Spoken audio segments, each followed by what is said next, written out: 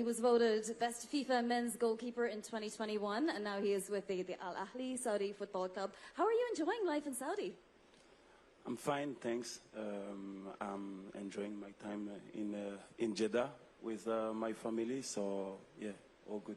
How did you make the decision to move country? I mean, obviously, as a footballer, you could move anywhere in the world at any time, depending on the offers that come your way. But it might be just a little bit more of a difficult decision to move to Saudi Arabia. Yeah, it was a tough decision. But to be honest, at the end, it was really simple because I just asked one question to myself. Who wants you more? And it was clearly Al-Ahli because all the board came to London, and when they came, they just like know everything about my life, which makes a big difference for me. I can clearly see that they really wanted me, and yeah, it was like the difference between the other clubs. Now, I don't want to be crass, but there's a British comedian called Mrs. Merton, and one of her jokes was, you know, what first attracted you to millionaire Paul Daniels? And she asked that, obviously, of his wife. It's not just money, right? It's not just throwing gobs of money at somebody that brings somebody to a club. There are other factors involved. Is it coaches? Is it teammates? Yeah, like I said, it was the beginning of a big project. So I wanted to be a part of it. Plus, yes, the amount of new players, big players who comes to Saudi Arabia makes the difference. I can clearly feel that the league will be on the next level. And yeah, as a player, you still want to succeed. You want to win trophies. And with Al-Ahli, which is sorry for some people who support other clubs, but for me it's the biggest club in Saudi with the biggest history. So we just want to continue, be a part of it, because we have a crazy fan base with a lot of expectations, so we want to make them proud. What do you see happening first? That there is some kind of Saudi league, or that a Saudi club plays in, say, the Champions League? Can you repeat, please? What do you see happening first? So that will there be a Saudi league of its own, or will a Saudi club play in, say, the Champions League? No, we said the first. I think the league will get better and better, and I think it's the best way for the league to grow.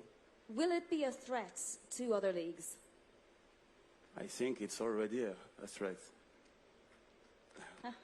That got a good round of applause. Who would you like to have come play with you on Al-Ahli? Names, I want names. To be honest, we have already big players. We have a good mix between young players, young talented players, and experienced players. So in my team, I think we're fine. But yeah, in the league, we welcome all the big players who can bring the league to the next level. Have you had to deal with hardship having made your decision? Have you had to deal with fans not being happy with your decision, for example? And how do you deal with that? Very easily, because, you know, me, when I take a decision, obviously with my family, but there is no way back. If I engage, it's 100%. So, yeah, I didn't have to deal with that. But I dealt with some players because I was one of the first who came in Saudi. So I had to deal with some players who told me to stay maybe more in Europe. But 2 months later, was the same player who was like, hey, do you have a contact for me to come? Who was that? I won't say the name. All right, we're not going to push you on that one. What is it like to play in Saudi Arabia? I mean, I'm blown away by just the desert and how, you know, beautiful it is. But I'm from Ireland. It's very green in Ireland, right? So it's different for me. What's it like to be a footballer, I mean, on Saudi terrain? I think like the people, they have the wrong picture of the Saudi football. Me, the first time I played against a Saudi club, it was during the Club World Cup in Abu Dhabi, and we played the semi-final against Al-Ahli, so which is the same color as Chelsea. Oh. So when I came into the pitch, I was thinking the stade were all Chelsea fans, but they were booing me. So then I understood that it was the Hilal fans. That is the best story ever. Talk about transforming, you know, a challenge into something that actually works for you, right?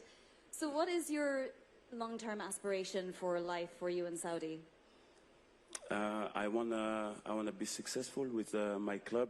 I think we are just the beginning of something even bigger. So I really want to be a part of it.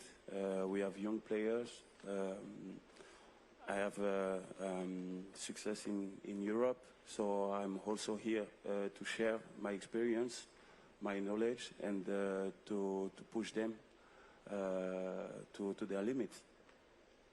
Well, I think that Al-Ahli is very lucky to have this young man. Would you, everybody, please give him a round of applause. That's Edouard Mendy joining us today to round out Power Players. Thank you, Edouard.